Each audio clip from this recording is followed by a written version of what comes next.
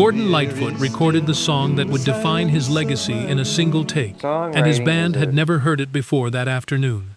The very first time those musicians played it together, the tape was rolling. That unrehearsed, once-only performance became a record that climbed to number 2 on the Billboard Hot 100. Bob Dylan called him a mentor and said every Gordon Lightfoot song made him wish the music would never end. Elvis Presley sang his words on the final tour of his life. And yet, after 35 years of eligibility, the Rock and Roll Hall of Fame never once put his name on a ballot. He was born in 1938 in Orillia, Ontario, a quiet lakeside town north of Toronto, and he started singing before he started anything else. A boy soprano in a church choir, trained by a choir master who gave him one rule he never forgot: lead with feeling.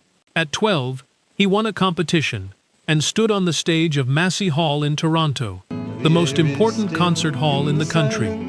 He would return to that same stage more than 170 times, more than any other artist in the building's history.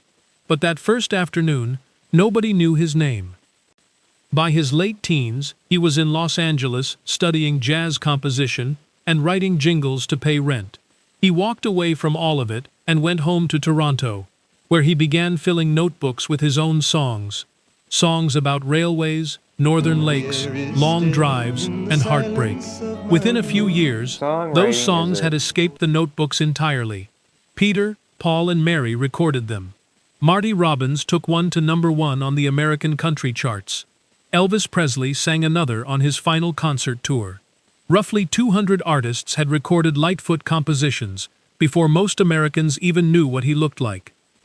That changed in 1971, when If You Could Read My Mind reached number 5 on the Billboard Hot 100. Written during the collapse of his first marriage, it was a song about two people who had stopped being able to reach each other.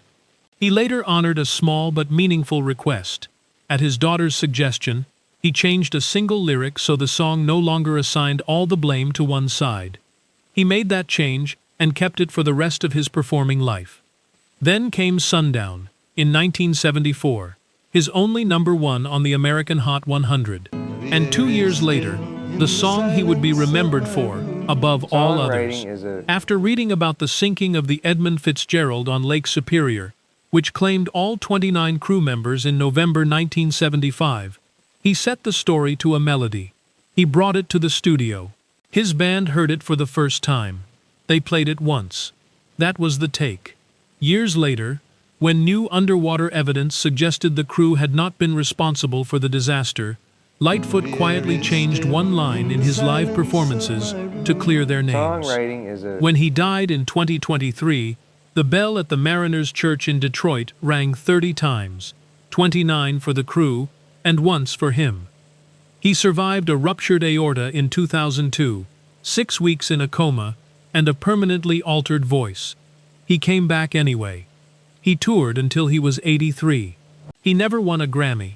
He never got a Hall of Fame nomination. He never seemed to need either one.